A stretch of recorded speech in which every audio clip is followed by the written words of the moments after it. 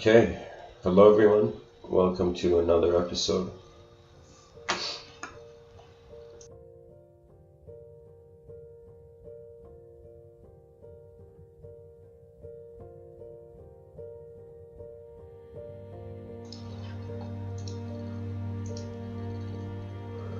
Can we handle empathizing with the whole species?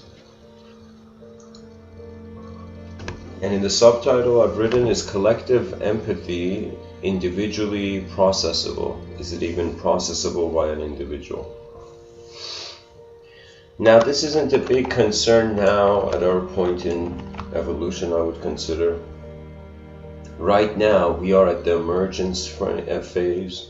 It's as if brains have emerged, and from these brains identities have emerged, and these identities are getting the sense of expression as subject moving in object. You know, we can say we have way more experiential experience being an object than a subject. Now that we have become a subject, that entails with it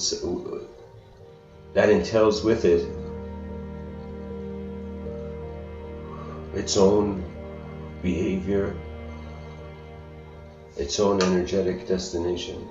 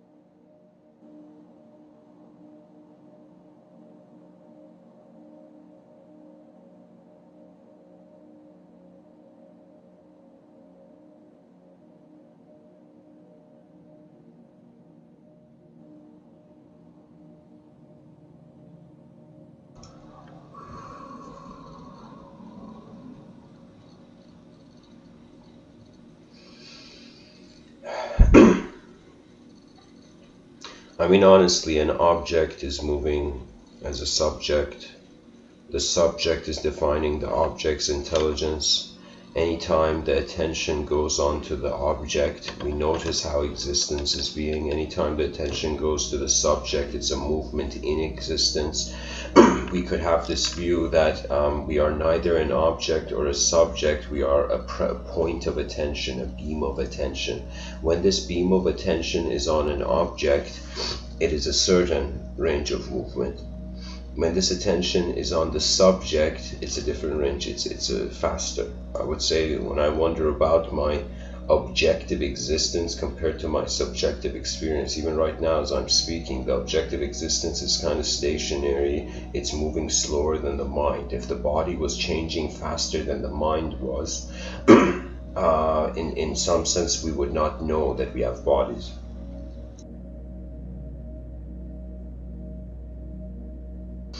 But because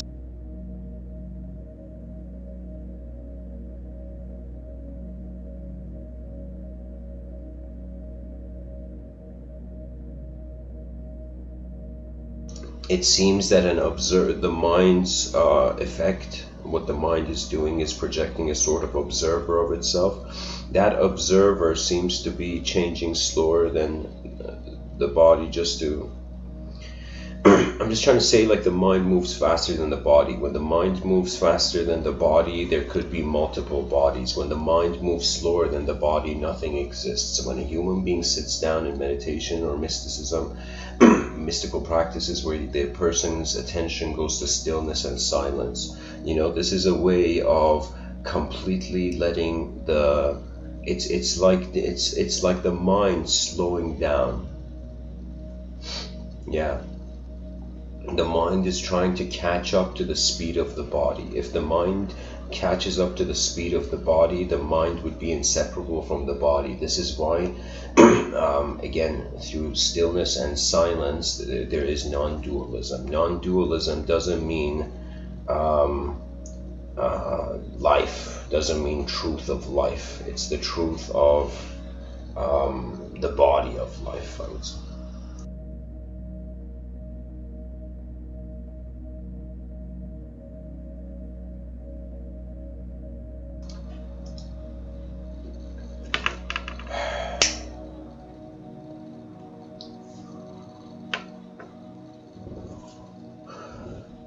Now, this body of ours that seems to be harboring the potential of our mind, the future of our mind, this body is like a container that can hold within it one identity. Collective empathy would be a suggestion of being able to, at least emotionally, experience other beings. It's as if in empathy, the brain has access to a familiar pattern, it notices that pattern, and it can empathize. Or some component, something in the psyche lights up, and then the person has understanding, the person comprehends something. Let's say you, when you were young, you were pushed, and nobody helped you. And so imagine you're walking by and you see a person is getting pushed and nobody is helping them. You know, it's as if that's where empathy comes, the familiar pattern, as if suddenly a neural network and synapse, a familiar synapse went off.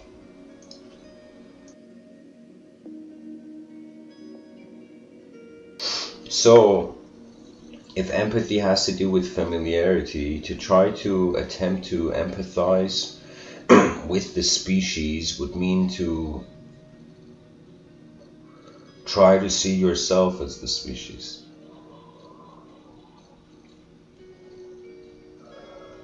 And I feel you cannot do this ideological. That means if we are people, we will never be able to see the world as long as we're people. The reality of nature.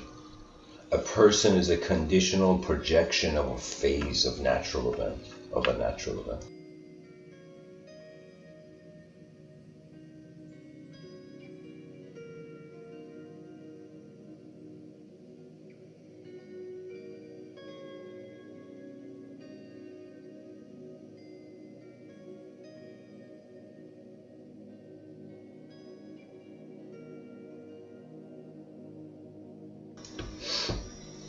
The best case scenario is that the species is able to empathize with everything, with every human being. Right now, human beings, based on their conditioning, based on their cultural program, based on their personalities, we can empathize with what is similar to us. That means if somebody has lived a similar life to you, you can understand it. Or similar experiences, the person can have.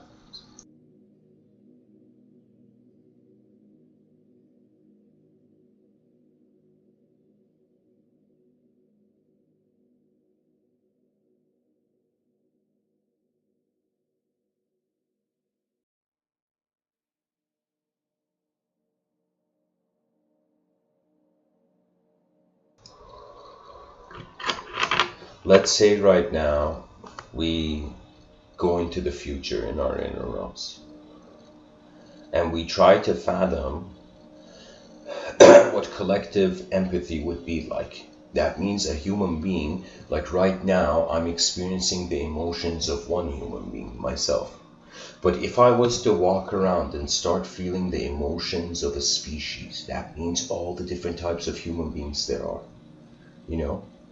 Emotions are way more mysterious than thoughts, to a point where there's different schools of thought, believe it or not, on what an emotion is. Some schools of thought feel an emotion is when a thought has lingered too long.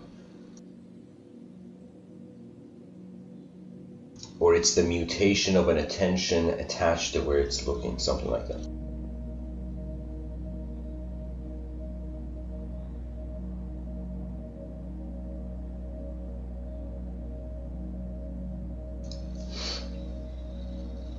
If we had the emotional experience of 8 billion human beings, we would not be able to contain it. If like right now I had access to 8 billion minds, that means everybody who's listening to me, imagine I could somehow see your inner realm.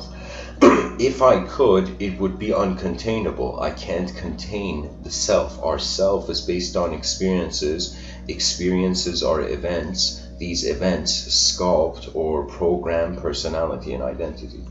So if I was to get access to 8 billion endlessly evolving events, it would be unfathomable.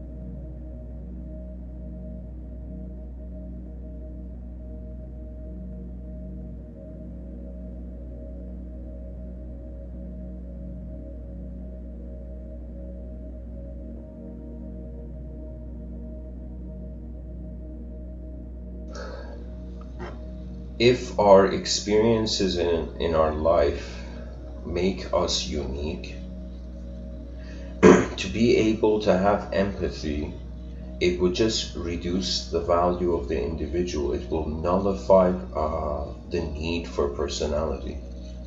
The more collective we become, the less individualistic value systems we have. The more individualistic value systems we have, the less there is an opportunity of a collective. Right now, the side of the coin civilization is on. I would say everybody is doing their own thing. Because everybody is doing their own thing, the collective is not even in view. That means it's for subjects to get along on a planet, they have to consider the ultimate subject. And think about it, if there was no visibility, yet there was information, right? Or I should say, imagine there was just the inner realm, there was no manifestation. You know, it's as if like, we don't think of it this way, but the human psychology could have evolved from being inside a screen of unconscious natural instinct and somehow stepping out of the screen of its unconscious. That means as if we feel we're a character in a film, then we realize, oh my God, you know, we're not the character, we're looking at a screen. So I feel the unconsciousness of nature was a subtle noticing.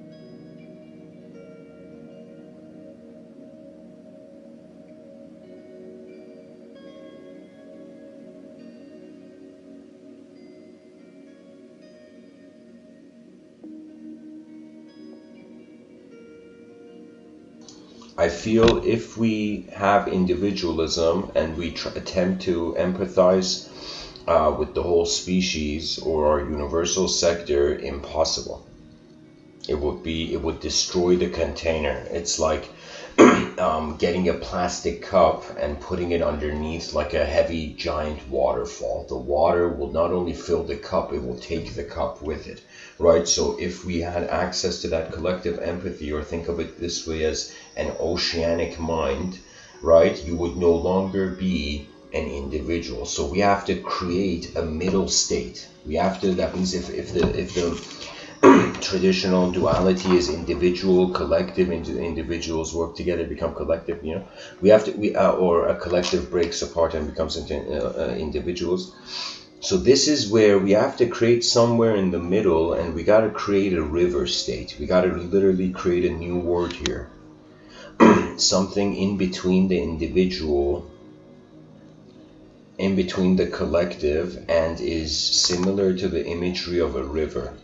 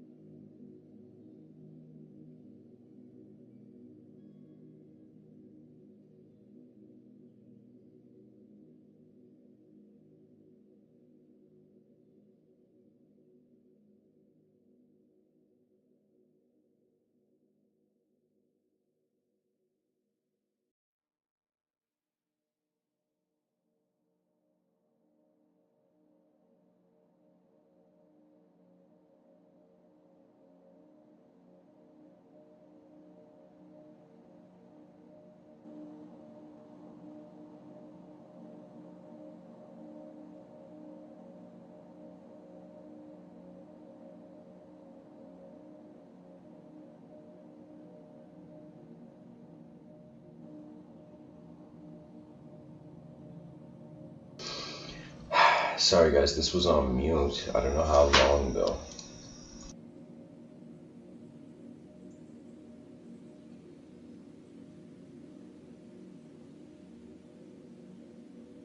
Like,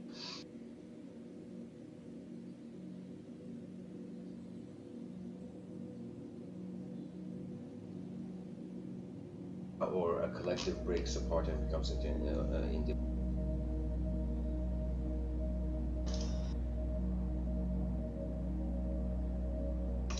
Okay, so sorry guys, it was on mute. Anyways, I was talking about the individual and the collective, and this was what was not recorded. I was thinking of a third state in between, right? We have the individual, we have the collective.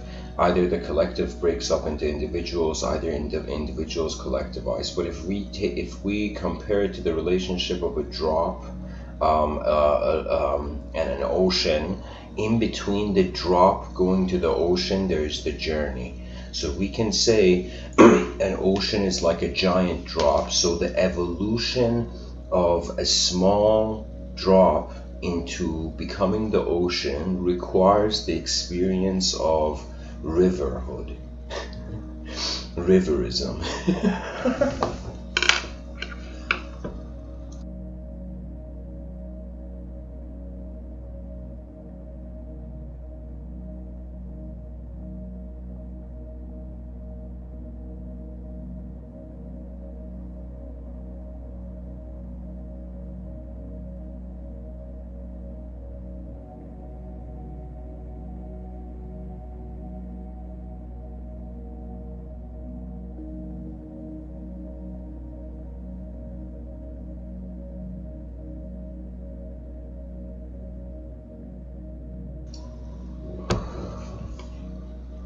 That river state, that journey from individual consciousness into collective consciousness, will be the end of the individual. That means it could be the case that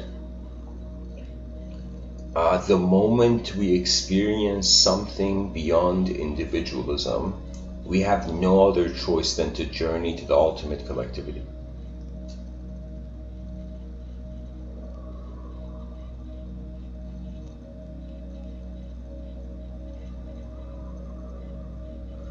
I feel human life is the river. That means imagine a person has, this may be a strange idea, but imagine a person has 3 phases in their life. Okay, so imagine I draw, so let's say whoever's listening has paper and a pencil in front of them, draw a line. Draw 2 parallel lines, then draw a line intersecting both of them.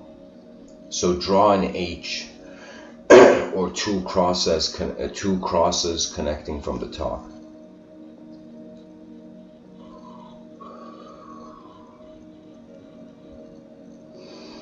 Now it would be on one line it is our birth, on one line, on the other line, parallel line, it's our death, our entrance and our exit from reality, or not reality, from existence.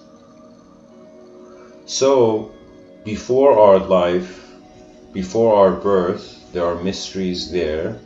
We can fathom that was a life, or we can fathom no, we started from our birth. So we can treat our birth as a portal, or we can treat it as just the start, just the beginning.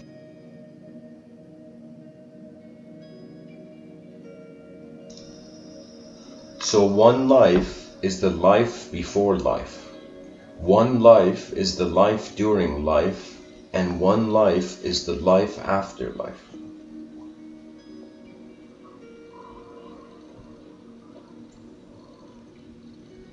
And we're using the knowledge of just during life to try to figure out what was here before life and what's going to be here after life. It's hilarious. It's like from a doorway, or from like a room, from a hallway between two rooms. It's like we're deciding what's going to happen. And it really depends where the attention goes. Right now, the attention of human beings is towards being individual. Too much empathy can not only take that away, it can dehumanize. That means it may be fair to say that to understand something fully means you have to change from the way you were before you understood it. Imagine there's no such thing as knowledge, there's no such thing as understanding, there's just inner journeying of unknown attention through different senses of self.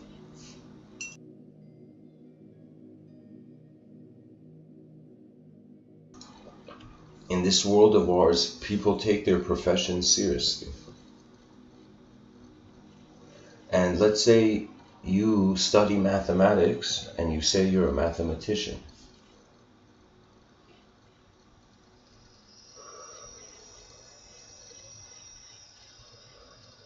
Psychologically, it's just a self. It's a self that has looked at a specific part of the world, a specific way at the world.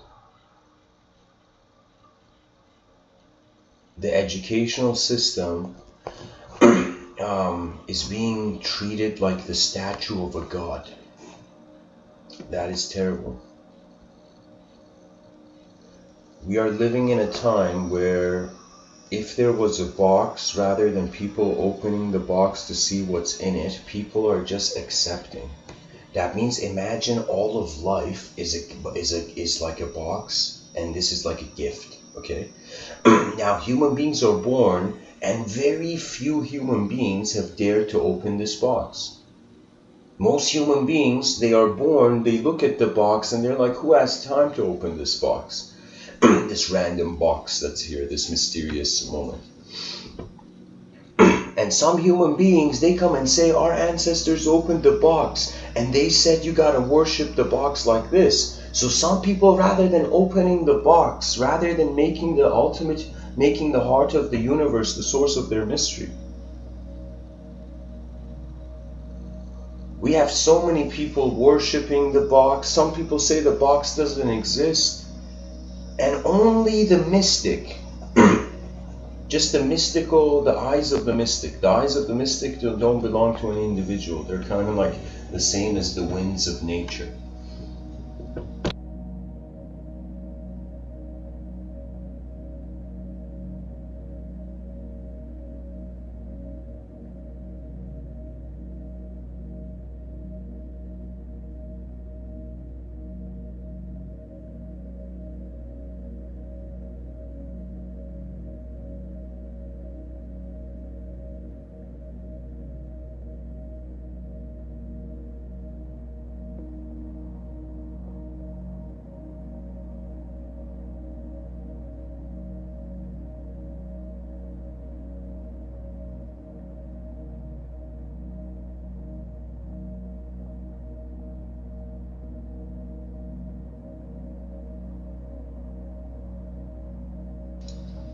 And you know what's hilarious? This box holds everything. This box that we want to open.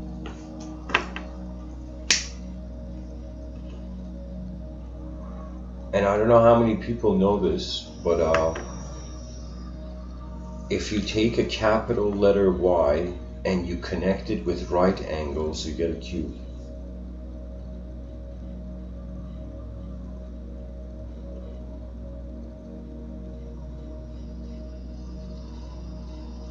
Imagine the letters of the alphabet were perceived three-dimensionally, not two-dimensionally, and that was a way where the species advanced the alphabet. We added dimensions.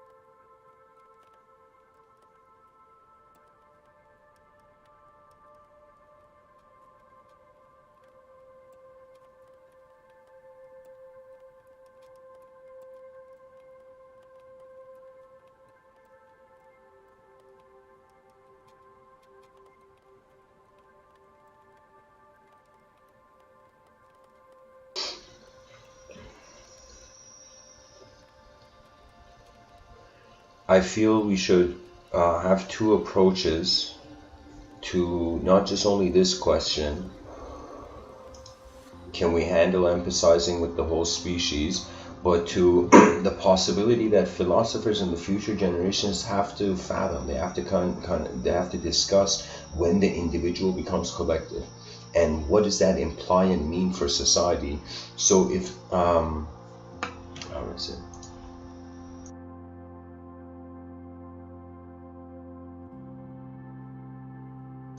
It's like one approach to, should we be an individual, should we remain individual, or should we become collective?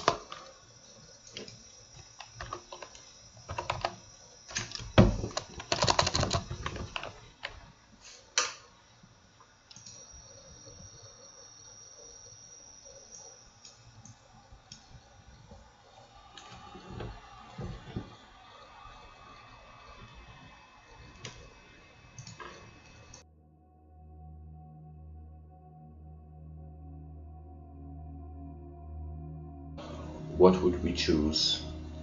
If we were mortal, what would we choose? Right now we're mortal. So because we're mortal, the collectivity is unfathomable. It makes sense to conduct life as an individual and endure through it and help if you can, kind of like we're at that phase. But if we were immortal, if we were creatures that could never die, and we were like endlessly for eons, we had experienced our own individualism, biological individualism, it could be that we would get bored. So from an immortal being's perspective, collectivity is exciting. From an individual's perspective from a mortal individual, from the mortal perspective, collectivity is strange and unfathomable. That, I mean, see, it's not that. It's like on one manner, our life has a level of individual meaning.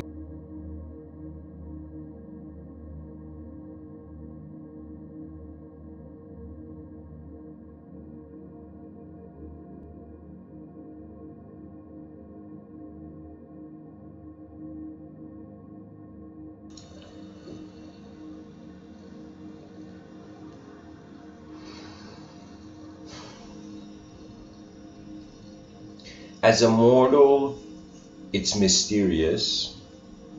We will have mystery and a sense of entering the forbidden, or not the forbidden, but entering or becoming God. Like it's going to be like, for a mortal being, collectivity is like, is it possible? Like it's like that level. But for an immortal being, it's the way out, right? So for a mortal being, it's entrance into the unknown. For an immortal being, collectivity is like an escape route out of individualism. It's an exit.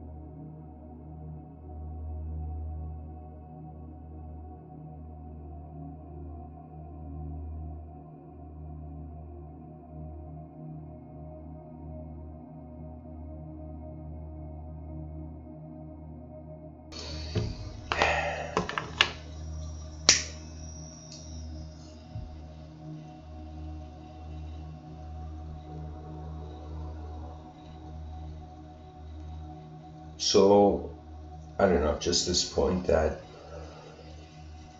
for an immortal being, it totally makes sense to become collective. For a mortal being, it doesn't make sense because there's so much to still explore. And there's something natural, right?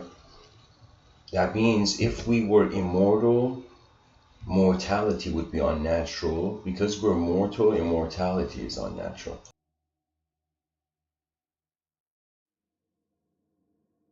That means, let's say a human being is born and this human being is immortal.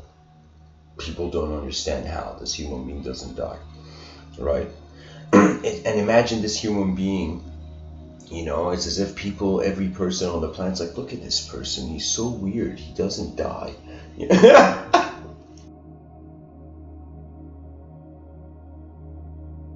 That means it's like,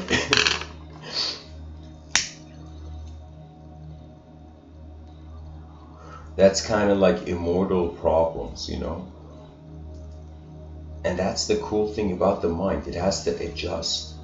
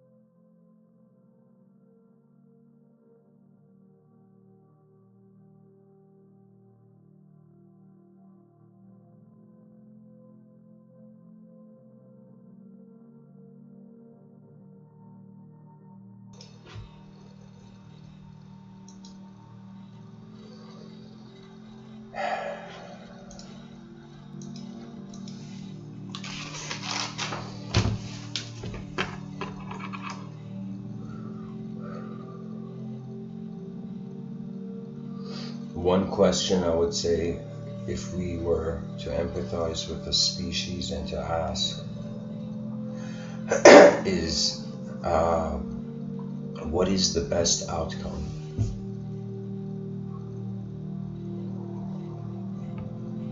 That means if human beings don't know what they're living for, then it's like, why are they living? And because the self is temporary, it is only the efforts of the species which are eternal. That means right now I feel that I am stardust. You know, the astrophysicists were right. They were spot on. But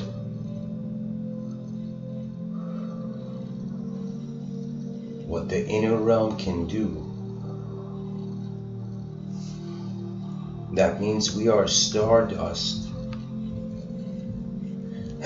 or the periodic table behaving human.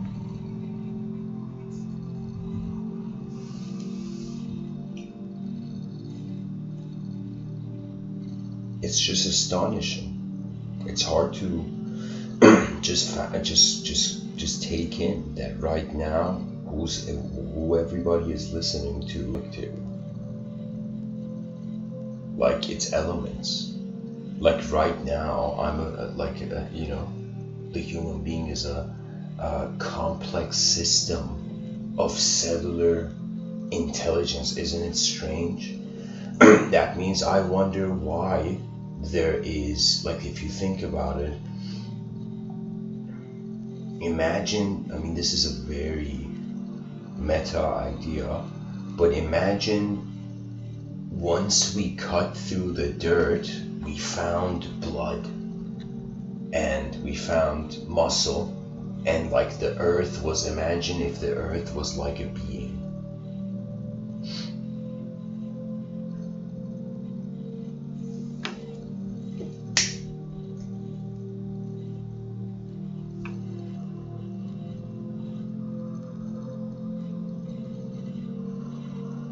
I could totally create a unique mythology here.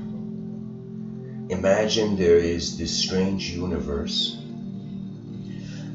this parallel universe, and when human beings began treating the earth in a cruel way, they started hearing from the sky, "Ow!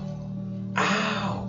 And this became legend. So many people in this parallel version of Earth, they just wrote down, "Oh my God, the sky, what do these words mean? Ow, ow, what does this mean?" Right?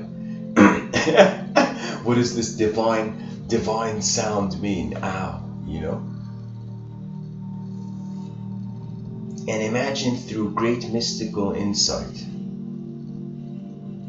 when a human being doesn't abide by nature or fights it, it's as if, this is a very strange concept. That means both from the religious angle and the secular angle, it's going to be bashed and slammed to the ground like wrestling, but it's as if we are hurting God. We are hurting a universal being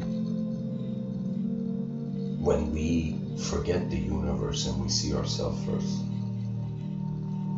You know, it's as if, like, let's say we had empathy for the species, it would be for all other species, then it would be for life in general, then it would be for the planet, then for our solar system. Then imagine the human kingdom echoed to the edges of the universe, and then we realize this ability to empathize, this ability to be compassionate.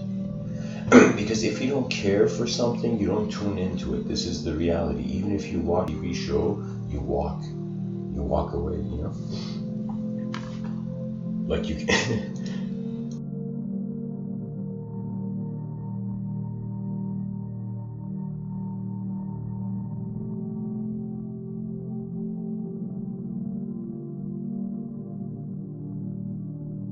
caring opens empathy. Now,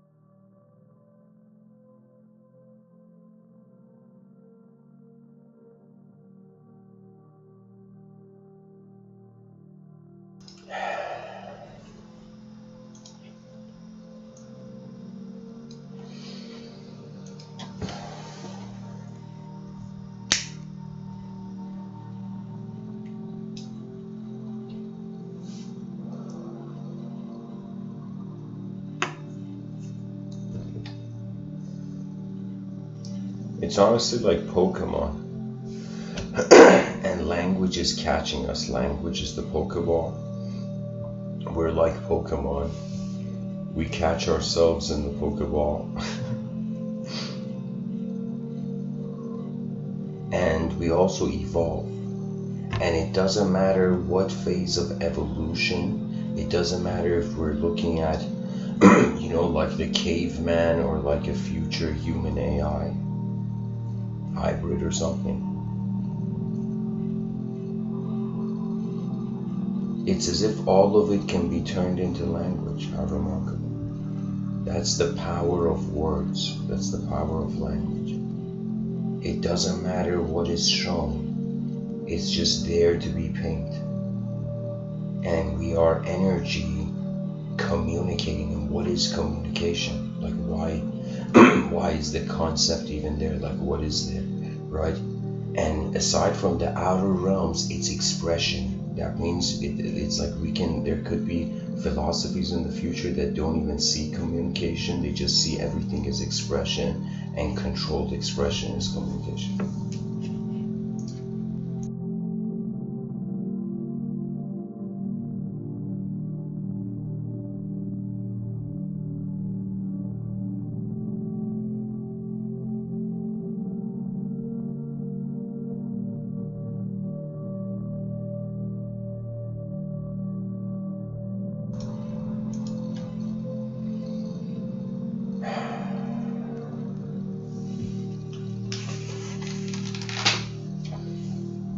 The species can handle empathizing with the whole species if we find another way to live beyond ideology.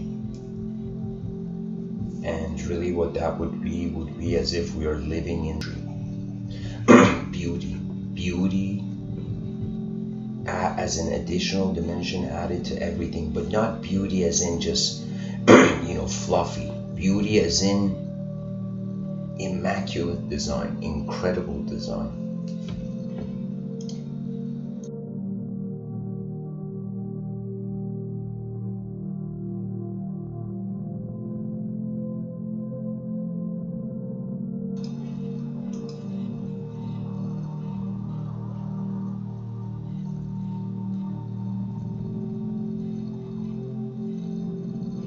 Yeah, so that's the only way is multidimensionalization of everything. So that you know it. So guys, you know, in the chat section says how in caps to respect individuality, embrace diversity, and in caps have a common cooperative, a collective consciousness, worldwide awareness in action for betterment. Okay, and for betterment of humanity and this planet. Yeah. So here's the challenge, right? To be an individual, you have to separate yourself from things. To realize who you are, you have to separate yourself. To be collective and cooperate, you have to do the opposite. You have to integrate yourself. So we can say that if we need to have like honor our individuality, the only way we can have both of them is if it's multidimensional. That means we build two types of civilizations, a yin-yang civilization. I've spoken about this in other talks, where a civilization where as if chaos, in the chaos there's a small bit of order, and in the order there's a bit of chaos.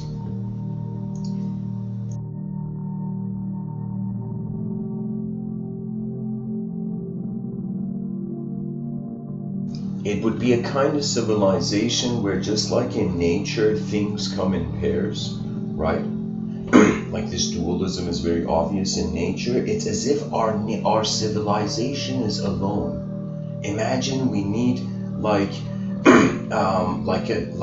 as if it's like the rise and fall of civilizations is like a waltz, and we need types of civilizations dancing.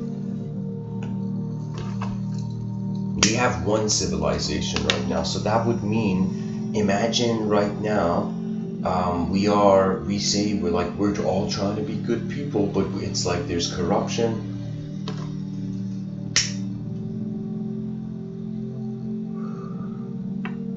Like we're all trying to be good people, but there's corruption, and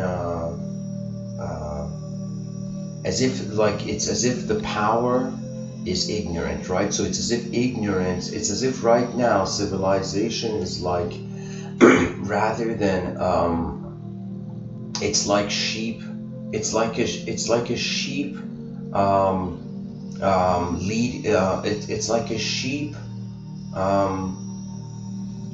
like think of the yin yang symbol, but it's like a sheep is leading lions, and then a lion is leading a sheep, leading the sheep, right? So it would be two kinds of I don't know, empires of activity. I don't know how to say.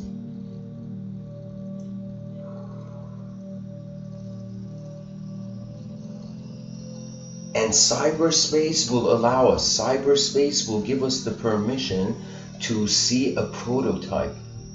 That means imagine you had some advanced technology connected to you in your inner realms, and imagine it's like every evil thing you saw in society in cyberspace, you would be able to see the opposite. Because if we keep treating civilization like a one-dimensional, like a story in one dimension, then it's going to be endless chaos order, chaos order, chaos order. That means it's as if we found a way out of the wheel of karma, but in a way that the Buddha is probably going to be like, no way. And you know what it is? It's as if we created another wheel of karma. And imagine two wheels of karma moving, and there being an in-between area that feels like free fall between the two wheels.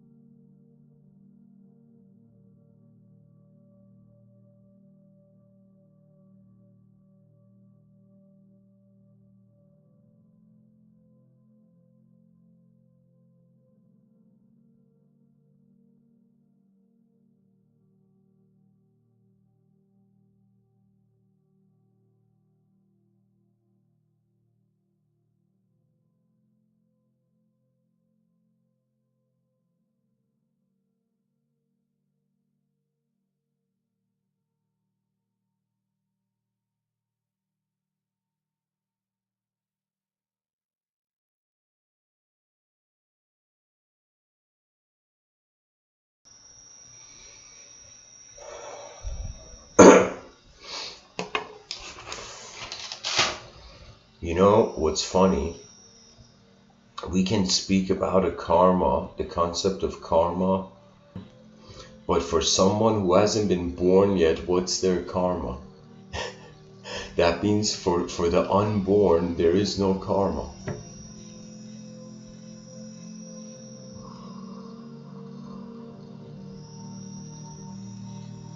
It's like every time a yogi goes into samadhi,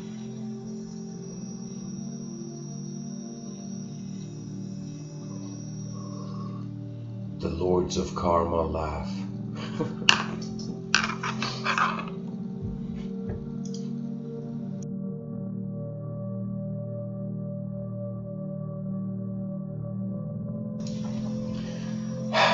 Before I end off, guys, I want to go into a quote tunnel of the poet Hafez. The poet Hafez is he's one of the most unique people to wield language. That means if you could see words as being like, I don't know, like the airbender moving air or fire or something. Like Hafez is one of the most unique word benders of our era, you know, or airbenders. Technically speech is airbending, right? So he is one of the let's say voice spenders. I don't know how to say it, but like his quotes are profound, because in his quotes he is speaking as if he's in a universe that's already liberated, right?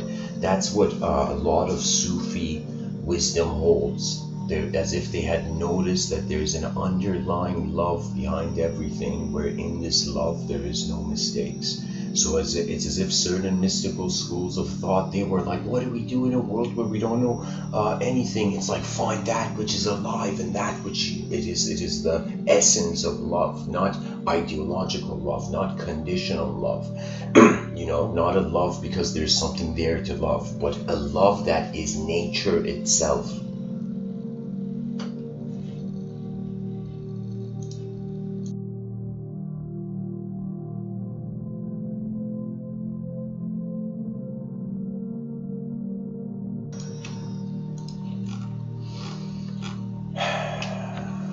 The poet Hafez says, greatness is always built on this foundation: the ability to appear, speak, and act as the most common man.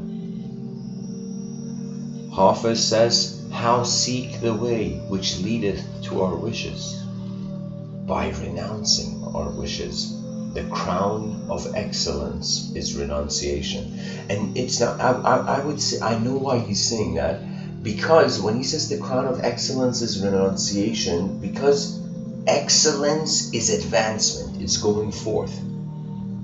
It's like a dynamic state, right? So on some things, keep the inner realms like slower. Like, let's say a person who likes a video game too much.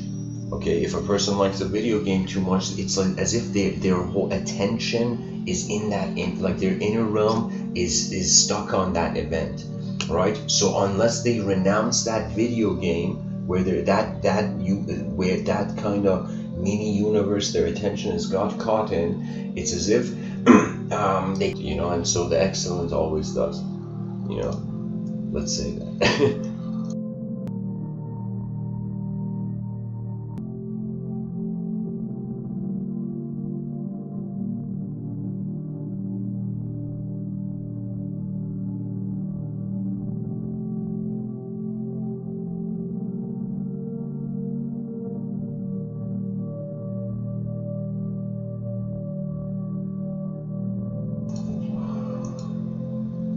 Hafez says, we have not come here to take prisoners, but to surrender even more deeply to freedom and joy.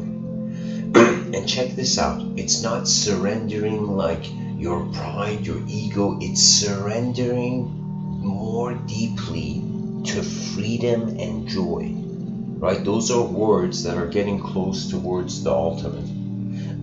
You know, for most people, freedom is a sort of truth. Being joyous is a sort of truth, right? But I would say truth is beyond. Truth is unconditional. Truth can't be touched.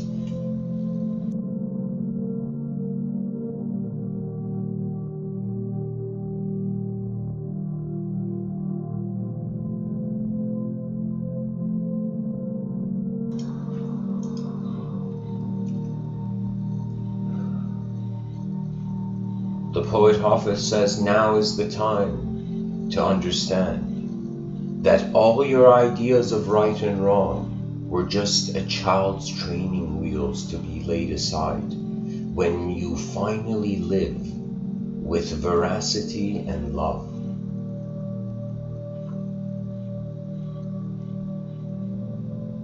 Hafez says, laugh, because that is the purest sound.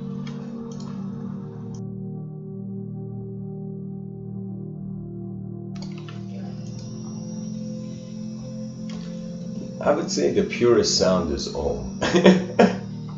But laughter is a release. That's one thing laughter is.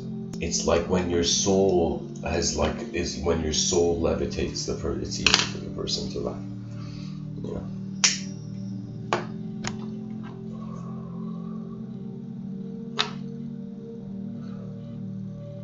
Hafez says, the only friends who are free from cares are the goblet of wine and a book. Give me wine, that I may for a time forget the cares of the world.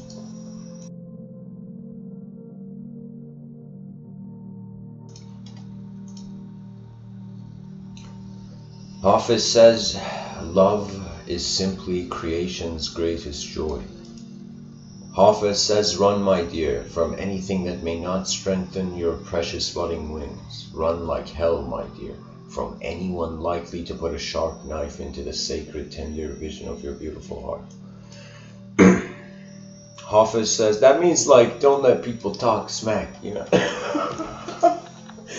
No, like what he means is that don't let your inner realms get convinced by the outer realms. Keep marching towards the unknown of your own life. Hafez says,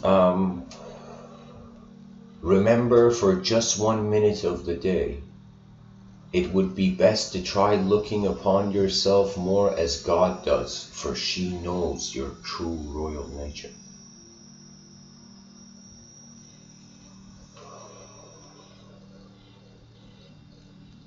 Hafez says, pulling out the chair beneath your mind and watching you fall upon God. What else is there for Hafez to do that is any fun in this world?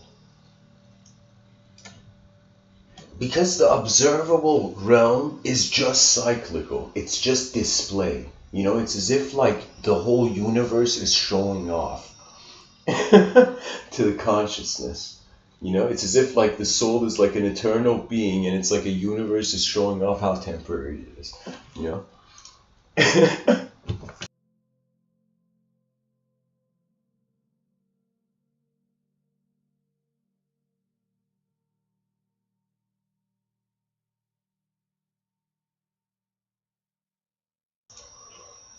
You know, some schools of thought, they wonder if God has an ego. Some schools of thought, they wonder if God is the ego. It's like so next level.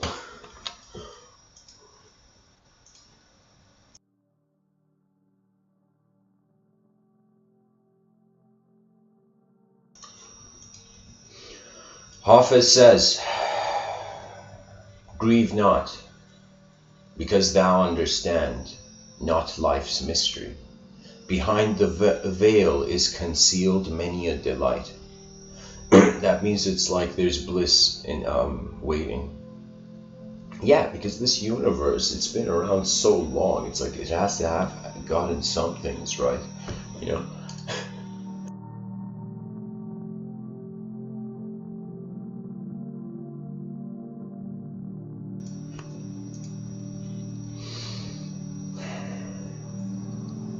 Hafez says, I am in love with every church and mosque and temple and any kind of shrine, because I know it is there that people say the different names of the one God. Hafez says, fear is the cheapest room in the house. I would like to see you living in better conditions. And guys, this person whose quotes I'm reading was alive 700 years ago. Hafez says, let tenderness pour from your eyes, the way sun gazes warmly on earth. Hafez says, all these words are just a front. What I would really like to do... Okay, this quote is, it's probably, there's typos. Hafez says, be content with what thou hast received, and smooth thy frowning forehead. If it's beyond our control, it's beyond our reasoning. That means a person can use whatever kind of logical approach they would like, right? But when the variables change, your reasoning changes. That means if a person is trying to order pizza, let's say, for, let's say, 3 people, and suddenly, right before he places the order, right, the person is about to place the order, it's like, yeah, 3 people, I'm going to order pizza for 3 people. Suddenly, what happens is, let's say 3 more people come, or 12 more people come, and then it becomes something completely different. it becomes the new variables change the previous logic. That means logic evolves as unknown variables become known. So the more information we have, or the more ways we have zoomed into nature and named what we find there,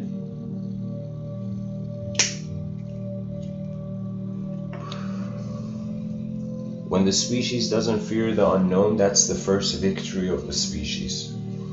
The first victory of the species is not to fear death, and death is unknown. So as long as we fear the unknown, it doesn't matter if you fear the unknown that's going to come after one's last breath, or the fear that will come from the unknown now. Like, it doesn't matter. It's like when you fear, right? It's just to conquer the fear, recalibrate to the unknown experientially rather than ideologically bunkering down and caring for the unknown, right? Like, deep down I know that I'm like here giving these talks, but like, I don't know, I've had moments where my mortality has hit me. You know, it's as if you're looking in the mirror and you don't just see a reflection of yourself, you see a human being that will exit existence one day, right? And so when a human being looks at that, it's as if like life, the value system, it's like crumbles, and then a new empire of thought arises.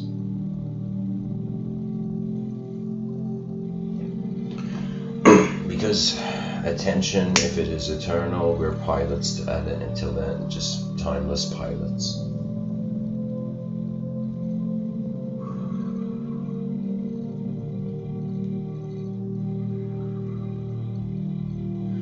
Hafez says, let tenderness pour from your eyes. Oh no, I read this, I think. Where was I? Even after all this time, the sun never says to the earth, you owe me. Look what happens with a love like that. It lights up the whole sky. Hafez says, if, like the prophet Noah, you have patience in the distress of the flood, calamity turns aside, and the desire of 1,000 years comes forth.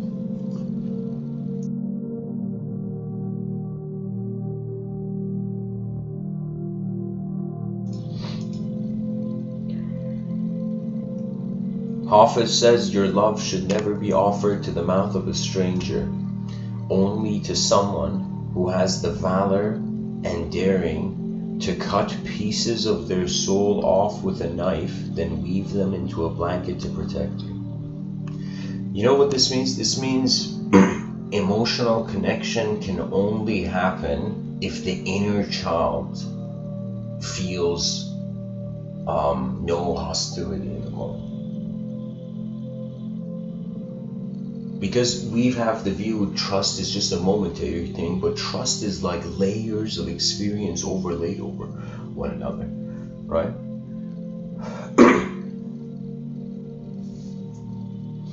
It's like a momentum. Hafez says, the body will again become restless until your soul paints all its beauty upon the sky. For when the heart tastes its glorious destiny and you awake. Okay, I think there's parts of it missing. There's 3 dots in the middle of this. Hafez says words have no language which can utter the secrets of love, and beyond the limits of expression is the expounding of desire.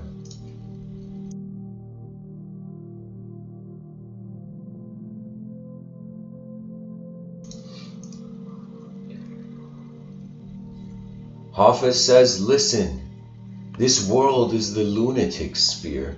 Don't always agree it's real, even with my feet upon it and the postman knowing my door, my address is somewhere else. As if the roots of intelligence are beyond like the observable dimension. Hafez says, when you can make others laugh with jokes that belittle no one, and your words always unite, Hafez will vote for you to be God. Okay.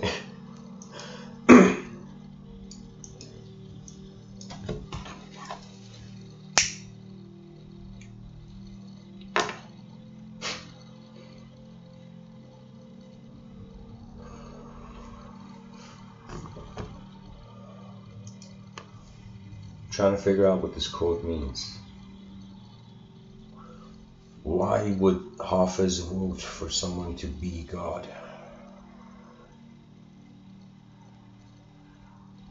God is the voter.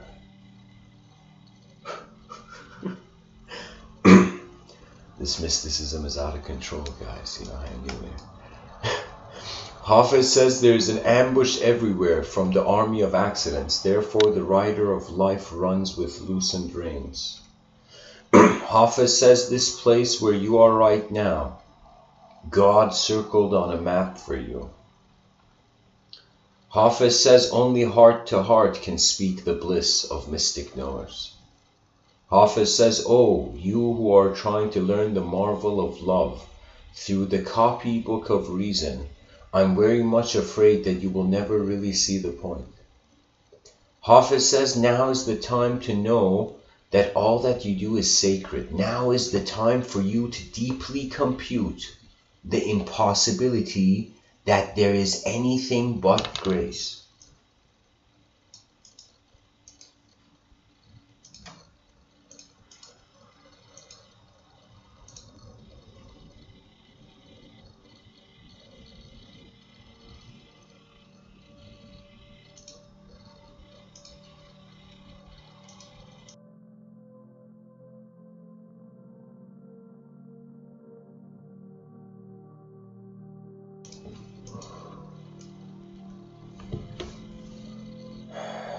Hafez says, sing, because this is a food our starving world needs. Laugh, because that is the purest sound.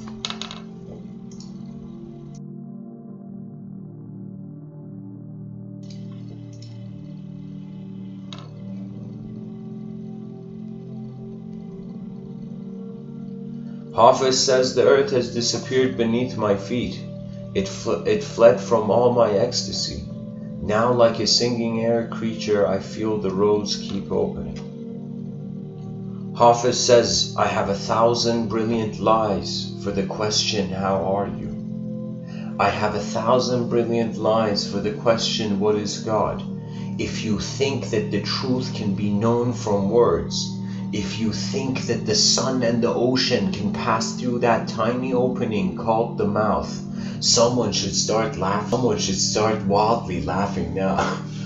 So he means it's so big that if we take language seriously, it's literally like a grown man sitting in a box being like, why don't I fit in here? You know?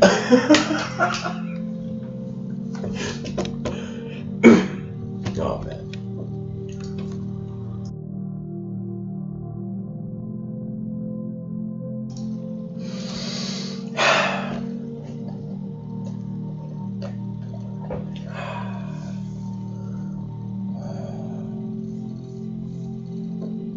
Hafez says, stay close to anything that makes you glad you are alive. Excuse me.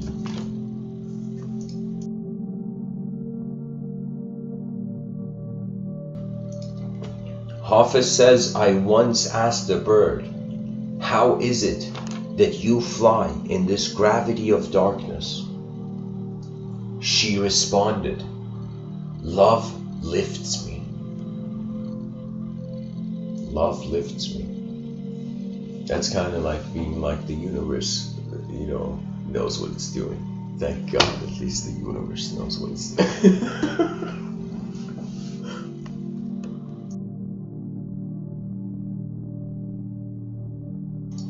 Can you imagine if the gravity of our planet was changing like weather all the time? How ridiculous life would be.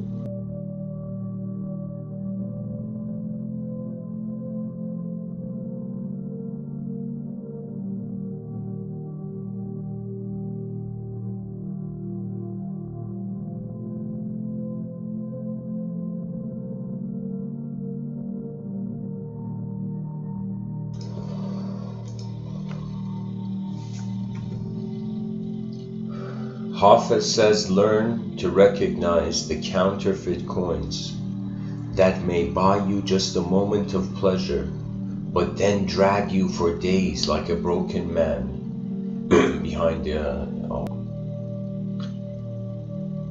is too savage. I can't finish it.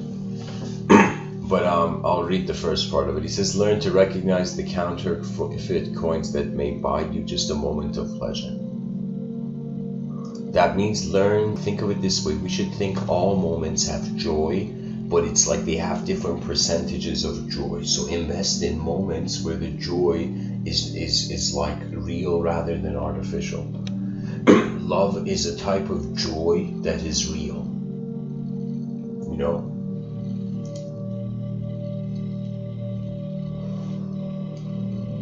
For example, Hafez says, only a perfect one who is always says, all your wounds from craving love exist because of heroic deeds. Yeah, I think another way of what Hafez is saying here is it's as if like I don't know, it's like carrying your weight. It's like there's something, like Hafez is pointing to something incredible here, that it's like the heroism is proportionate to an absence of something in the inner realms. Anyways, Hafez says, what do sad people have in common? It seems they have all built a shrine to the past, and often go there and do a strange wail and worship. What is the beginning of happiness? It is to stop being so religious like that. That means those people who are stressed, oh my God, those people who are sad, you are worshipping the story in your inner realms of yourself. So it's as if like a person has zoomed into a picture to a point where they're like, I know there's a picture here, but why can't I see it? You know, it's like the solution is only to zoom out, you know.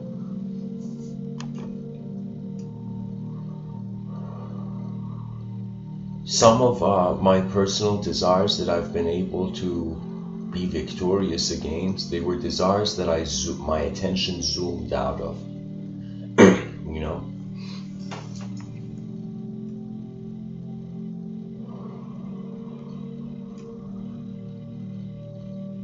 Hafez says, I should not make any promises right now, but I know if you pray somewhere in this world, something good will happen.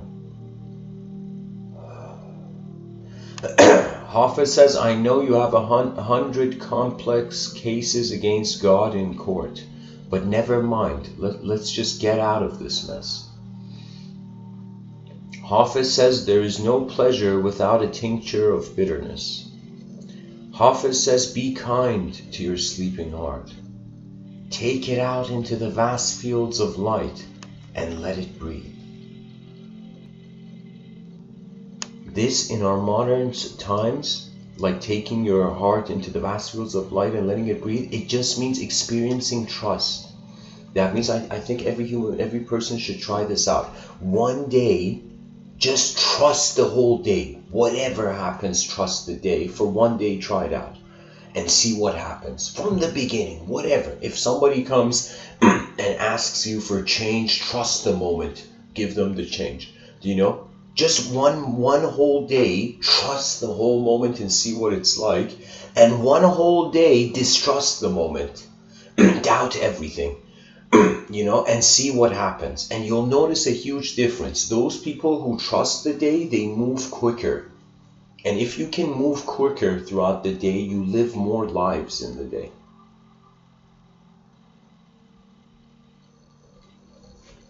So like one day can become multiple days of value.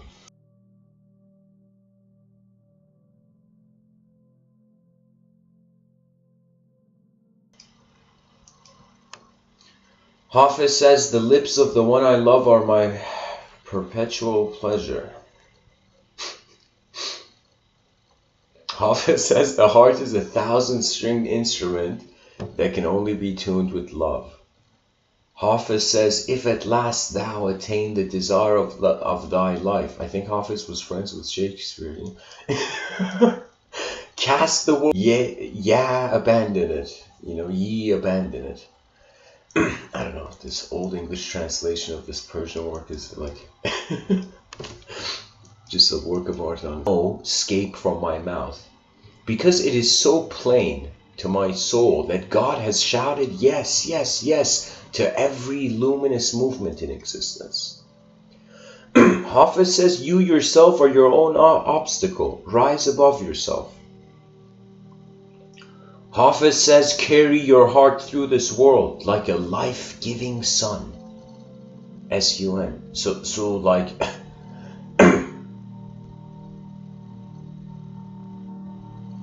carry your heart through this world like a life-giving sun. That means the source. It's like, what do you do after you're happy? It's like the happiness fills the cup to the brim and then overflow. Hafez says, on the holy boughs of the celestial tree, high up in the heavenly fields beyond terrestrial desire, my soul bird a warm nest has built.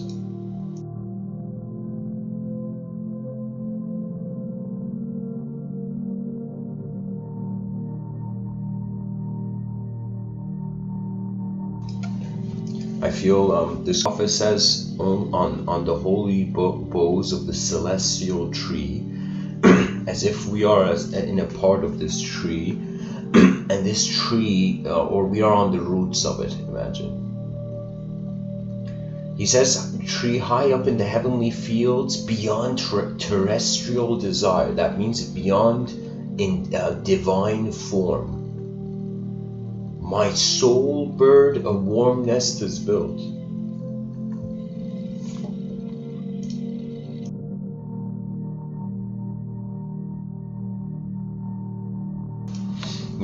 This reminds me of something in Mahayana Buddhism, where there was this Buddhic figure that he actually made a dimension. He made an enlightened abode. He made like a bunker in the middle of this whole karmic turbulence. He made that would be like saying like a pilot made himself into an airplane. Giant airplane, or a pilot made himself, a pilot made himself into a giant airport. Like Mahayana Buddhism, the concept of the Pure Lands in Mahayana Buddhism is like another way of saying a hidden interdimensional bunker and station. It's something like that, as if in like empty space, building a room in it is like a pure land.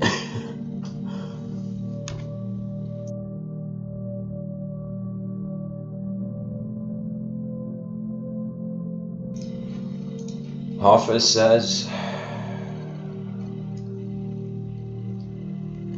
says a poet is someone who can pour light into a spoon, then raise it to nourish your beautiful parched holy mouth.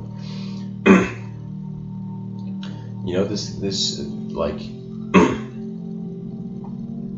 I mean, from a spoon full of liquid, it's like nobody gets that, like that you can't get.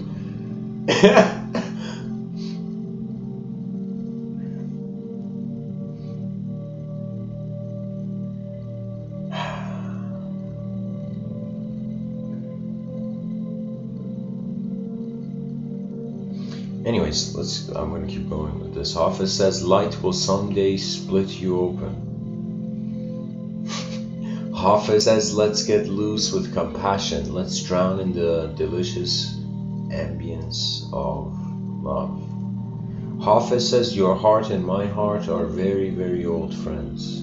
Hafez says, true art awakens the extraordinary ovation. Hafez says, the great religions are the ships, poets the lifeboats.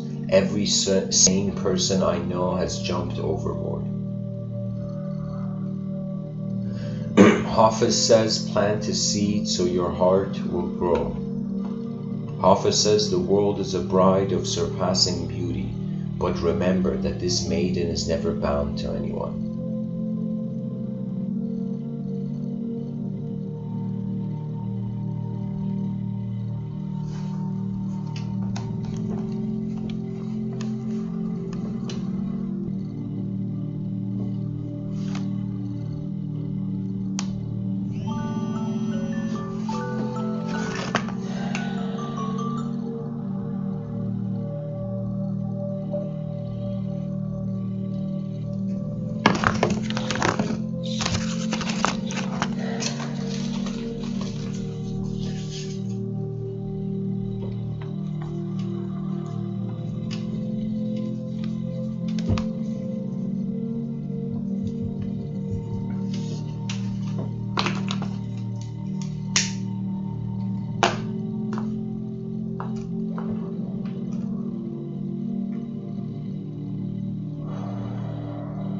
Hafez says, what is the root of all these words? One thing, love.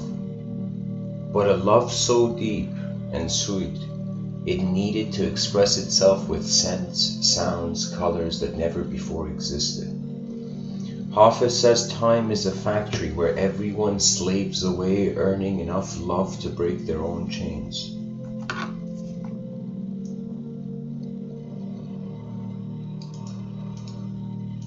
Hafez says love sometimes gets tired of speaking sweetly and wants to rip to shreds all your erroneous notions of the truth that make you fight within yourself, dear one, and with others. Causing the world to weep on too many fine days, the beloved sometimes wants to do us a great favor, hold us upside down and shake all the nonsense out. I would say, in my view, it's kind of like we're 8 billion creatures shell-shocked by language, you know, in a battlefield like Normandy, like Saving Private Ryan kind of thing. And it's like when we snap out of language, it's like coming to our senses, our true senses, you know. Hafez says, our true awareness of our senses. Hafez says, the world is like an eye, a beard, a spot of beauty, an eyebrow, where each thing is neatly in place.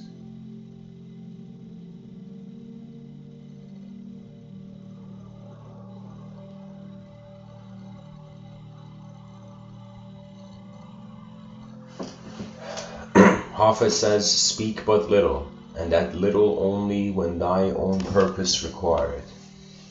Heaven has given thee 2 ears, but only 1 tongue, which means listen to 2 things, but be not the first to propose one.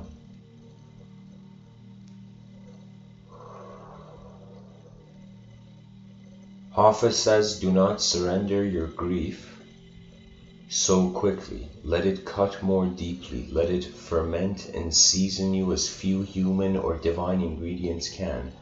Something is missing in my heart tonight that has made my eyes so soft and my voice so tender and my need of God so absolutely clear. Yeah, it's like God is the response to the existential crisis. Right? This is why religion, I feel, it is continuing, because people eventually come to the unknown and they're like, what do I do? Right? It's like we're constantly, it's like we're seeing this empty space and we're endlessly putting stuff in it. Right? And very few people on this planet can truly be comfortable with the unknown. Right? That's kind of like being in a dark room,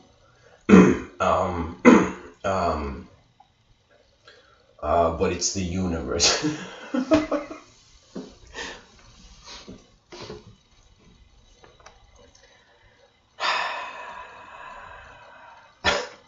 Hafez says, the small man builds cages for everyone he knows, while the sage who has to duck his head when the moon is low keeps dropping keys all night long for the beautiful rowdy prisoners. Hafez says, there is a madman inside of you who is always running for office. 700 years ago, Hafez predicted the future.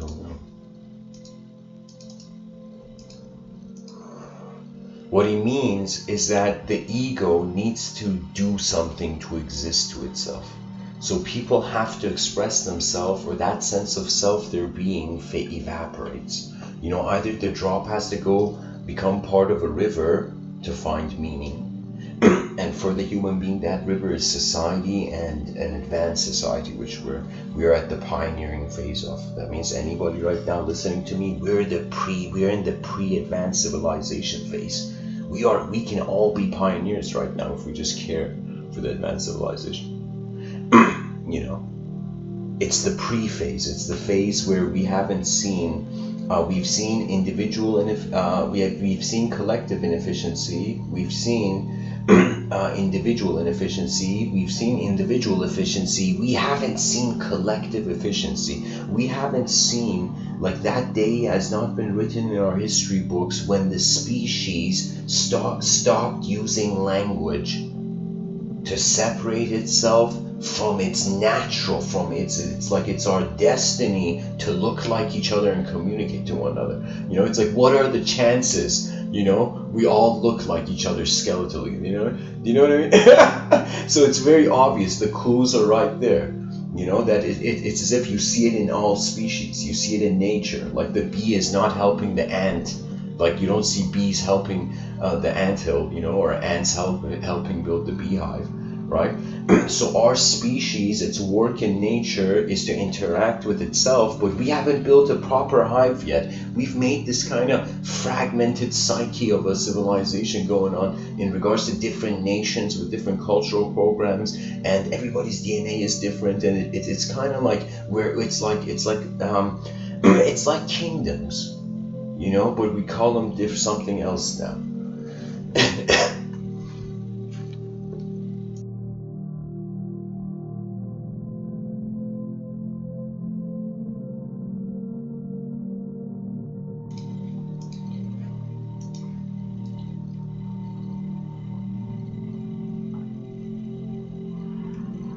Hafez says everyone, whether he is self-denying or self-indulgent, is seeking after the beloved. Every place may be the shrine of love, whether it be mosque or synagogue. Hafez says, how did the rose ever open its heart and give to this world all its beauty? It felt the encouragement of light against its being. Otherwise, we all remain too frightened. Yeah, there's something more here, which the trust of the unknown is.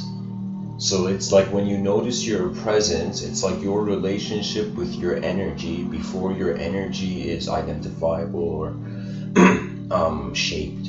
So think of it this way, your energy, then your energy with a shape, then your energy that is conscious of its shape. And then you're an energy that became conscious that its shape is energy.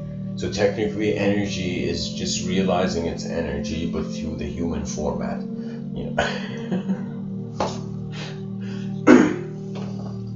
It's like people are like, we're all suffering, you know, but at the same time, we're all just energy in the void, you know, what's the big deal?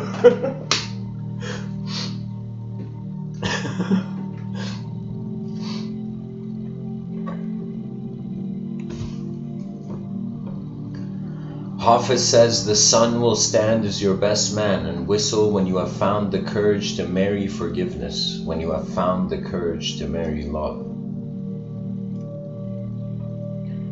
Thou learnest no secret until thou knowest friendship, since to unsound no heavenly knowledge enters. Since to the unsound no heavenly knowledge enters. This was something where I touched upon in one talk, where it's like having a humanized relationship with ideology, right?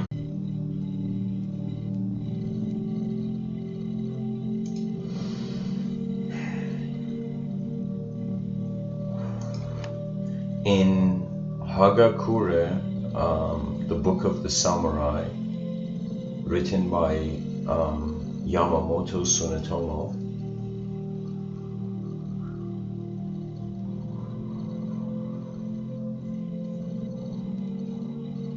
there's a story of this man who who loved dragons. He loved dragons back in the day, like so much that his clothing had dragon patterns. In his house there were endless dragon statues, on the walls dragon paintings, everything. His carpet had a dragon on it, right? Everything, you know, his even facial hair made him kind of look like a dragon somehow, right? The person really loved dragons, and his whole life he wanted to see a dragon. Then in the Book of the Samurai, like the author was saying, the author's relaying this story, and he says one day the guy wakes up in the morning and opens the window and sees an actual dragon, an actual, like, legit real dragon, like to him a real dragon outside his window. And the story says that he sees the dragon outside of the window, and the guy dies out of shock. And it's like the moral of that story is like sometimes when you chase something you really don't know what it is, you may nullify yourself through the shock of realizing that wasn't that, you know?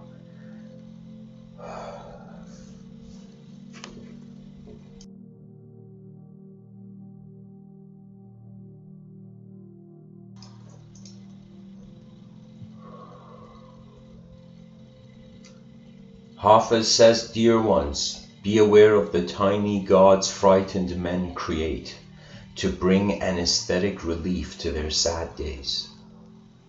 This is why it's important not to get attached to a face in the unknown. It's like, honestly, somebody has to say, I don't care if the person feels it's their guides, if they feel it's like the person's interdimensionally communicating to extraterrestrials or whatever. If it's a face, it is not mature. That means, think of it this way. If the extraterrestrial is separating itself from the moment, the extraterrestrial doesn't care. So I'm just saying, when it comes to divinity or the type of attention found in divination, it's not conceptual. It's like a cube. It's like a square trying to fathom a cube. It's like the square can try as hard as it wants, but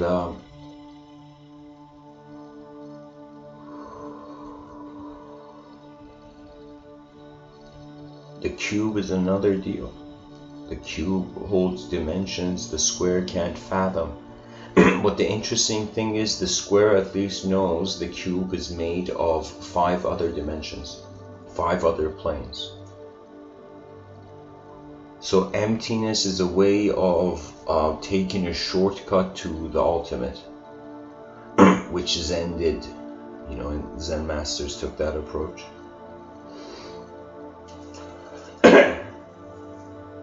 There's so many ways. There's so many ways to realize what's going on here.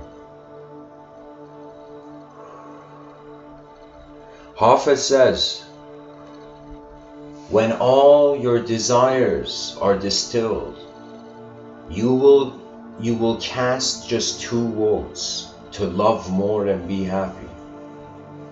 Hafez says, everyone is God speaking. Why not be polite and listen to him?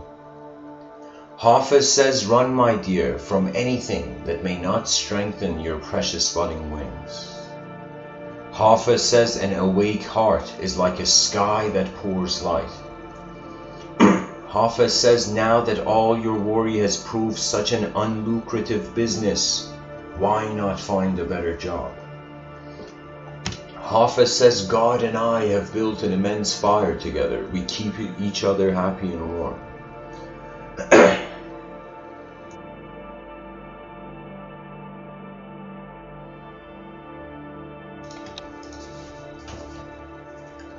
Hafez says, it is written on the gate of heaven, nothing in existence is more powerful than destiny.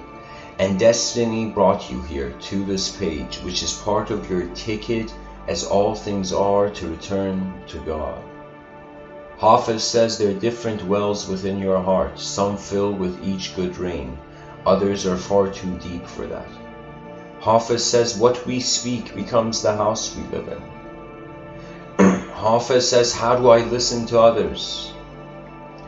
As if everyone were my master, speaking to me his cherished last words.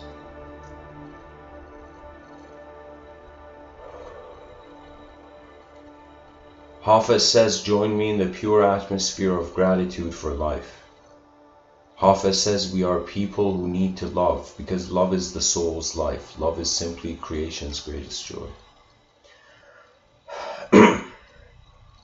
We have come into this exquisite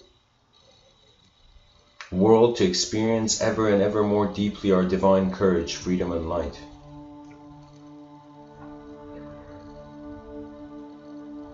Hafez says, come in, my dear, from that harsh world that has rained elements of stone upon your tender face. Every soul should receive a toast from us for bravery. Yeah, I mean, any sort of human activity is an advancement, right? Like, if we wanted to really truly see the human enterprise, the advancement of the human enterprise, whatever that may turn out, we should see every human effort as something that's an advantage, like a species cast away on a rock in the middle of nowhere, right? And this species has to, in some sense, find whatever it can on this island. So it's like if you're a human being that can notice the world, you can serve civilization. But if you can't notice the world, or your inner realms are way more important than the outer realm, then it's as if you're not in the world to even see it. You know, that's what ideology can do. It's ideological possession. It's when the person allows a narrative, an inanimate narrative, to become the justification for their animate life in an endlessly changing universe, you know? That means it's as if the universal intent could have been perfect.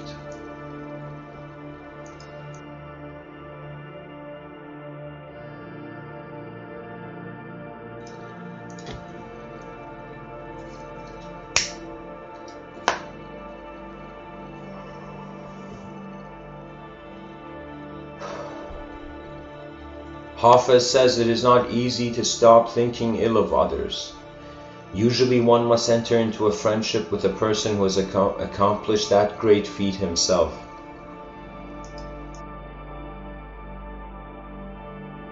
Excuse me. Then something might start to rub off on you of that true elegance. Hafez says now is the time to know that all you do is sacred. Hafez says I am happy even before I have a reason. Hafez says now is the time to understand that all your ideas are wrong, and I read this. No, wait, is this guy? No, he's not. Yeah, I think he has a few repeats here. Hafez says the earth would die if the sun stopped kissing her.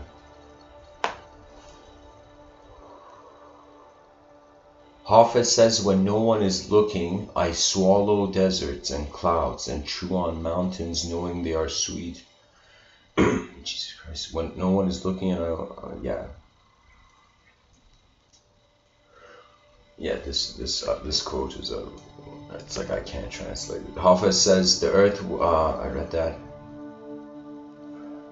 Hafez says, for I have learned that every heart will get what it prays for most.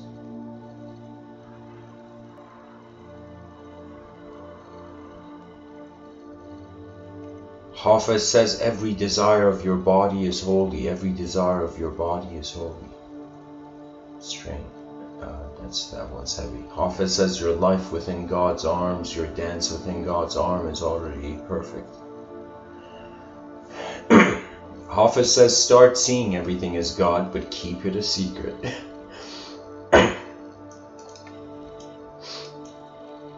And that's the hilarious part of it. How can you keep something a secret from itself?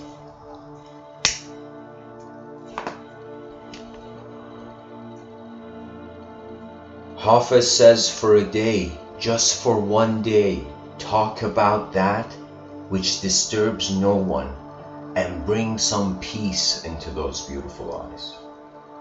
Hafez says, you ache with loneliness one night, so much you weep, and I say, here is a rope, tie it around me. Hafez will be your companion for life. Hafez says, people say that the soul, on hearing the song of creation, entered the body, but in reality the soul itself was the song. I think this is a good point, guys. This is, yeah. Read it.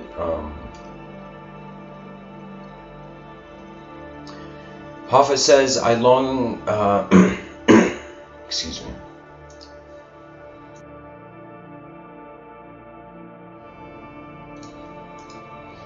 Hafez says, the sky where we live is no place to lose your wings, so love, love, love. Hafez says, God disguised as myriad things, and playing a game of tag has kissed you and said you're it. I mean, you're really it. Now it does not matter what you believe or feel. For something wonderful, something major league wonderful is someday going to happen. Hafez says, happiness is right in front of you. Can you imagine? Can you imagine somebody going up to Hafez? It's like, hey man, how do I find happiness? Hafez is like, are you kidding me? It's right in front of you.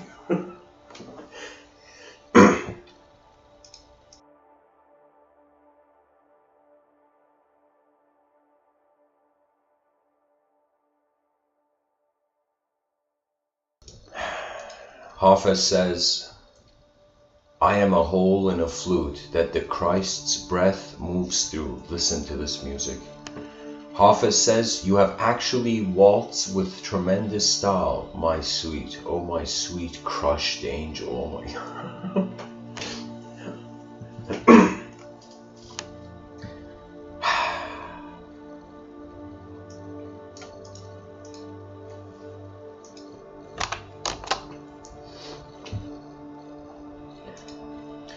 That's it for the quote tunnel, guys. I'm just gonna... Just a second, I gotta do something here.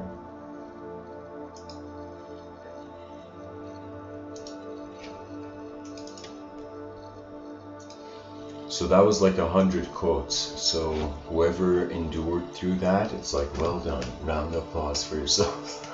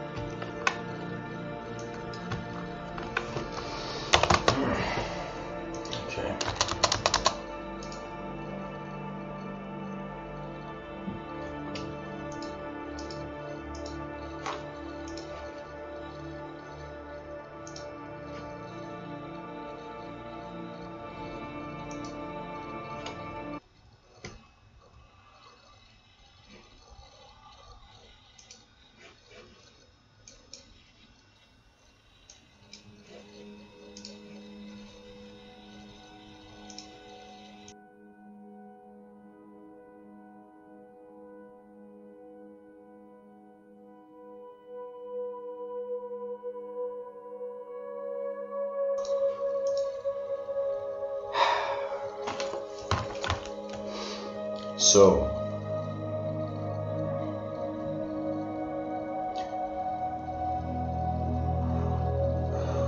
the value systems of 8 billion human beings, it's going to decide, it's going to dictate the destiny of what takes place on this earth.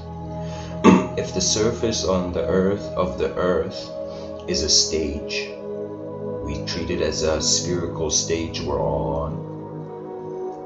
it's as if history has been a performer's lineup, where every human life, whether the person knows it or not, from the moment you wake up in the morning, you are performing in existence, right? So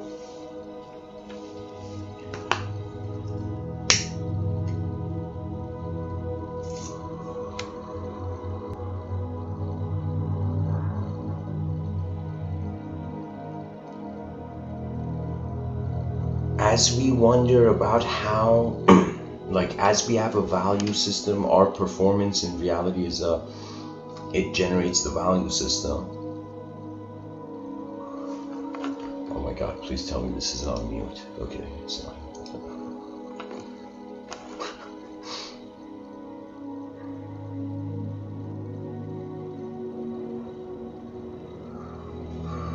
The value system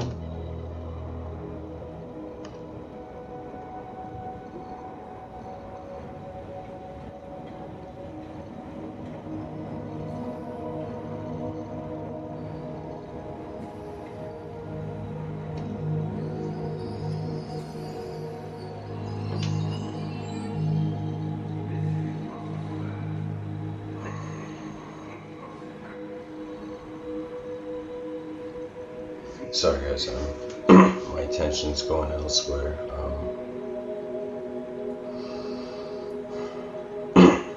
Yeah, so the value systems are performance based, and every person is performing whether they know it or not, existentially. Just existing as a human being has some sort of butterfly effect, you know.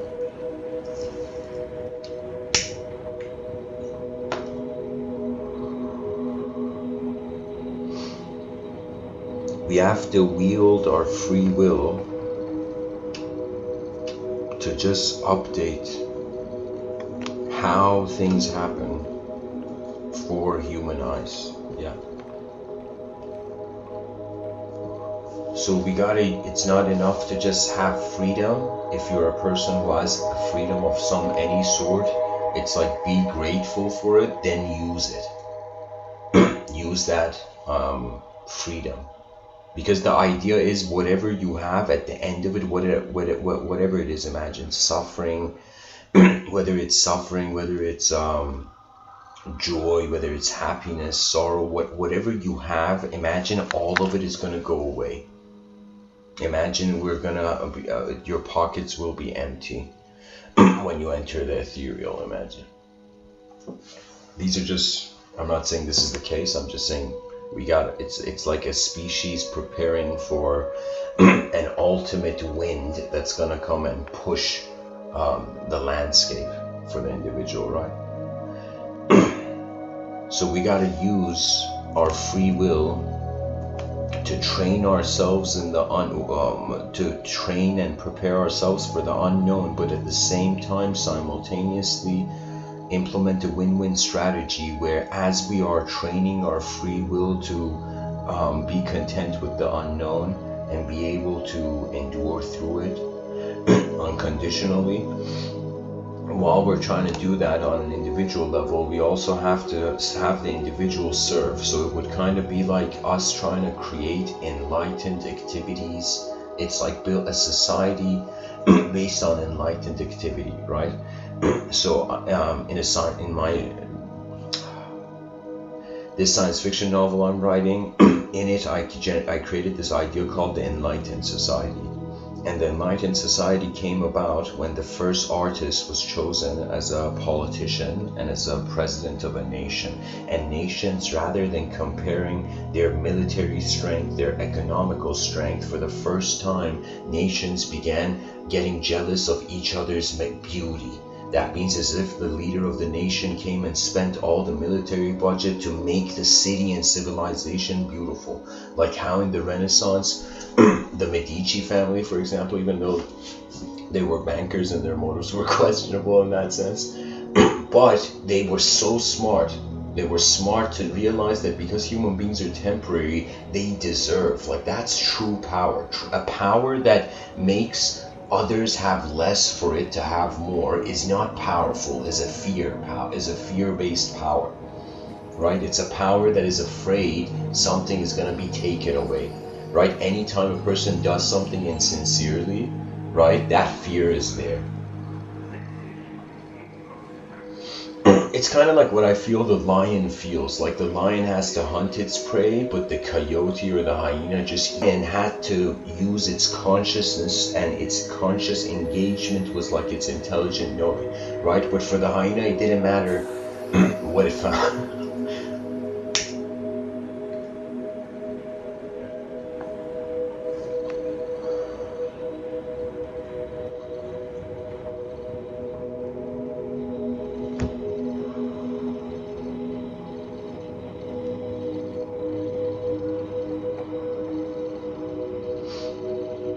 And in this giant elemental performance, in this universal event, in this grand happening,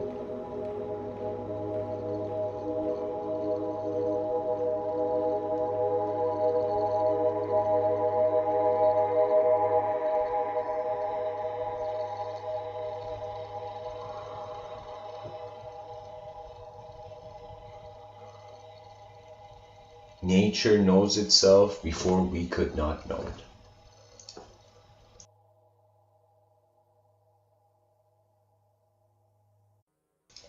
If our consciousness, its condition, becomes universal, global empathy is not a problem. It's easy. If we attempt to be universal beings, collective consciousness is not scary. It's like just a phase, a stepping stone the species has to get through. Just like this current era in 2020, it's like the stepping stone we have to get through, whoever's alive right now and hearing. In 2020, our stepping stone is like we are 8 creatures waking up due to a massive information explosion, that we are not subjects. Literally, we're not subjects. And that this subject is not an object. Right? So something that is not an object, is moving the object. And there is the mystery of, where are my memories right now? How can I remember something and see the image of it, but it's not in front of me, right? Like our memories are not like suddenly the person remembers their past and a movie screen appears, right? Our memory seems to be in some sort of another dimension. It's as if our imagination is our attention simultaneously in another room. Rene Descartes was so ahead of his time, it's ridiculous.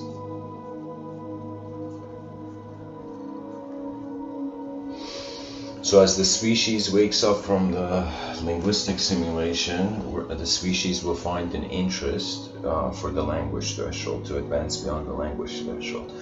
In order to advance beyond the language threshold, there comes this idea that we gotta see whatever there is accessible now. So we become, for the first time, not people interested in reading physics, right? It's as if we see how we use the telescope. Then, if we can't see any further, we actually build a spaceship and fly to the destination, It's as if, it's like if you don't have telescope, maybe it's not easy to see Mars, right? But if you flew to Mars, it'd be easy to see Mars. And it's kind of like, if you want to see truth with a telescope, it's not easy to see it. But if you experientially move towards it with some sort of allegiance and like as if the winds of evolution move you there, then it's like a blessing, right? There's so many blessings in disguise. It's just subtle tests of the intuition that the person passes. There comes a blessing. These subtler tests, it's like a radar. So imagine like intuition is like a radar scanner, like an old school radar scan. It has this one line like that's moving, right? So it's as if attention starts and then it scans itself into conception. So it constantly scans itself in accordance. It's like a spiraling, endless. Okay, so imagine just like the radar spiraling. Okay, some people may not know what a radar is. Let me.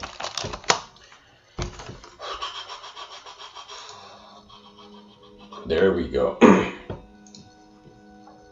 Okay, this is an example of like, you know, digital. It's not exactly like this on probably on the machine side, or maybe it is, but this is an example of it, right? So this is like a radar screen. So I'm saying that our attention from like the view, from the psychological view, is scanning itself. But what I'm adding to this is that I'm saying that this shouldn't be seen as a 2D repetitive circle.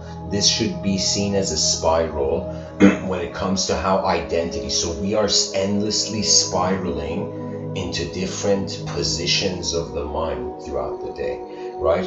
Positions in our inner landscape.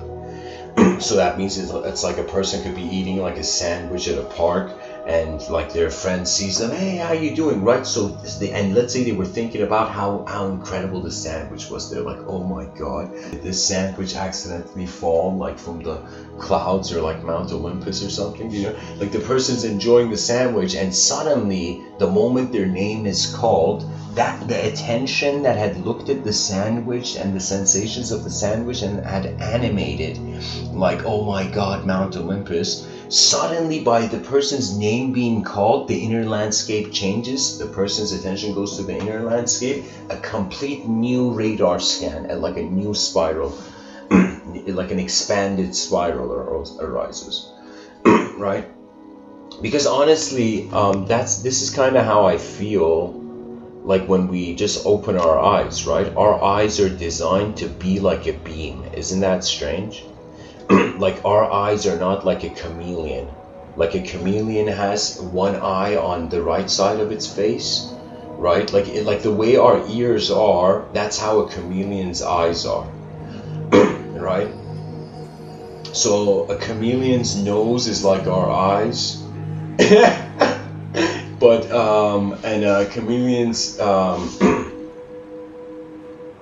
and our ears are like a chameleon's eyes, you know. So the chameleon sees two different parallel universes. This is why a chameleon, like, they're the next level creatures. Literally, like in one, they're seeing both sides. They're checking out, scanning for predators, you know, in nature. So if the chameleon on one side sees like a threat, on the other side it sees a complete simultaneous realm where it can jump to.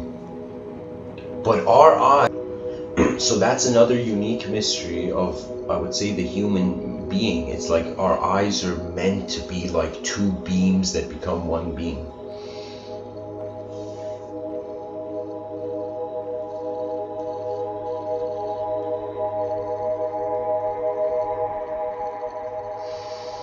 So anyways, I hope this episode was helpful, and these episodes that are a question, anybody in the comment can answer in the comment section. One last thing to say about the subtitle: is collective empathy individually processable? It may not be individually processable. Maybe I should yeah, it's not individually processable, but if I had written is collective empathy processable, it is processable, but not by an individual, right? So it's as if a drop doesn't need to understand what an ocean feels like when it's the ocean, right? Anytime there's a collectivity, it's like drops merged on the windshield when it was raining, right? The drops just went to the same moment and they became a collective movement or something, you know?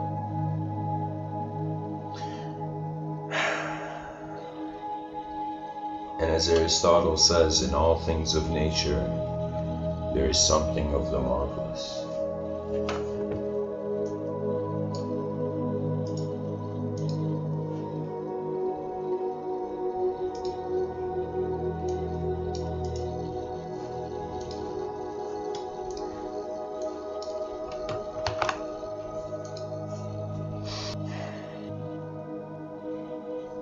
And there, we could have this understanding. I mean, how many people on earth, through religion, they're going towards union and oneness, right, through different practices, right? Love is kind of us already taking steps towards that collective empathy, right? So it could be that our true nature is true collective nature, right?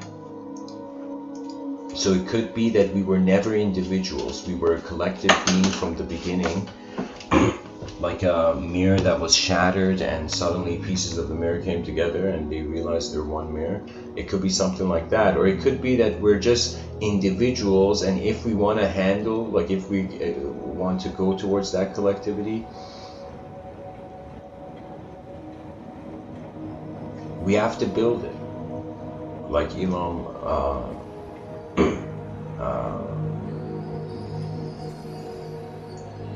like some people in the tech sector say, the best way to predict the future is to build it. And so if we want to know what's the best way of empathizing collectively, we gotta build it. We gotta invent our future now. And it's optional for the audience if they want to see the future, like that sentence. If you want to hear it as two different sentences, you can see a dash between the future and the now. So anyways, thanks for listening. I'll be on Discord for those interested. Feel free to check out Patreon. There's a bunch of videos there as well from other people and lectures. Namaste.